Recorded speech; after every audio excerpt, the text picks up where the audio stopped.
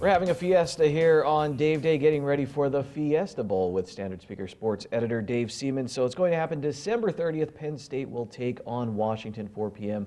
on ESPN. And don't worry, Notre Dame fans, Ron Marchetti is here to talk about that Citrus Bowl matchup with LSU. When you look at both Penn State and Washington with the stats, they're very similar on offense. On defense, Washington has some separation. I think that's key for Penn State for the defense. I don't want to say to get back on track. They've been decent down the stretch, but there were some times, where they got into shootouts, maybe with some teams gave up some big plays. So I think that will be key there for the Nittany Lions. What do you look at when you look at the matchup with Washington? I think the defense is going to be key. I think Penn State's defense is going to be tested. I think also their special teams too. Washington has a dynamic punt returner. His name escapes me right now, but it's a well-rounded team. Their coach Chris Peterson has been in bowl games before at Boise State too, so he knows how to bring a team to a bowl game. And that's a team that's hungry as well. Don't forget they got beat by Alabama last year. They didn't play poorly, but offensively they were kind of stuck in the mud a little bit against the Crimson Tide. So it's a team that knows how to win. A couple losses this year to some pretty good teams. So you got to watch for the Huskies too, because they are an established team in the Pac-10 or Pac-12 at this point, and going against a Penn State team that has a lot to prove. Dave, Dante Pettis, and I only know that because I have my notes here on the returner for Washington. 4 punts returned for a touchdown this year. Well, then you have Saquon Barkley, who can return kickoffs.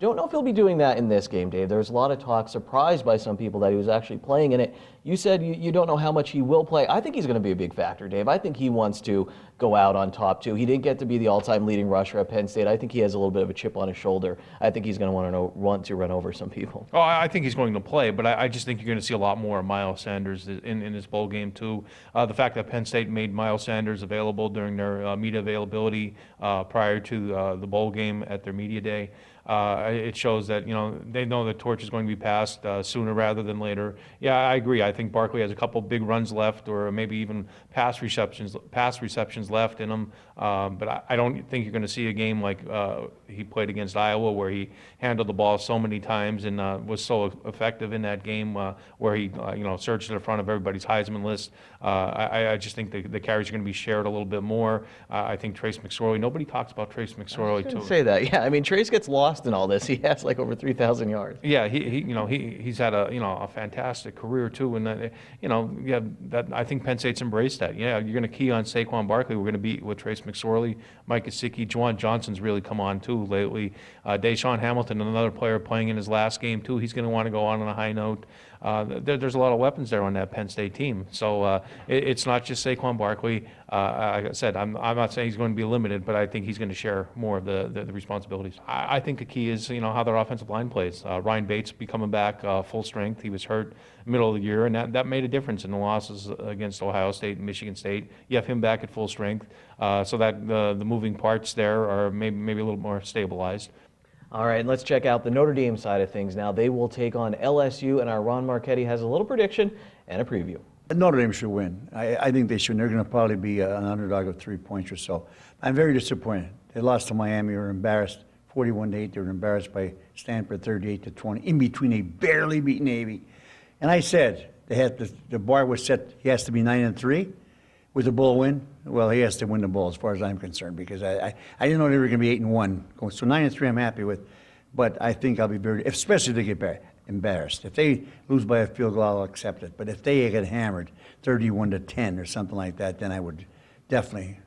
My feeling is he has to go. Sorry, he has to go. So Ronnie thinks the Irish get a victory. I do too, Dave, but I don't want to say shocked, but as an outsider, I told Ronnie, as a Penn State fan and someone just looking at the program, I look at the year they had and I think, what a bounce back year. You almost beat Georgia. Yeah, you have those 2 road losses, but one's on the West Coast, the Stanford, and you had to go down and play a really fired up Miami team. To me, I would be happy with this season, but it seems a lot of Notre Dame fans still have the pressure on Brian Kelly and won't be happy with anything less than a bowl win. No, I agree with that, and it's unfortunate, but that's the world we live in, and especially at Notre Dame. And Dave, let's wrap things up now with our prediction. Penn State against Washington. I didn't put a score down, Dave. I really couldn't make up my mind. Like I said, I think this is evenly matched, but I think if you think back to the beginning of the season, or even in some of those games, Maryland and against Rutgers, when things are really clicking for Penn State, when they get all 3 phases of the game together, it's just such a good football team. They have the playmakers like Saquon Barkley, some X-factor players. I think they get it done, Dave, like 31-24. I think they might even do it by 2 scores.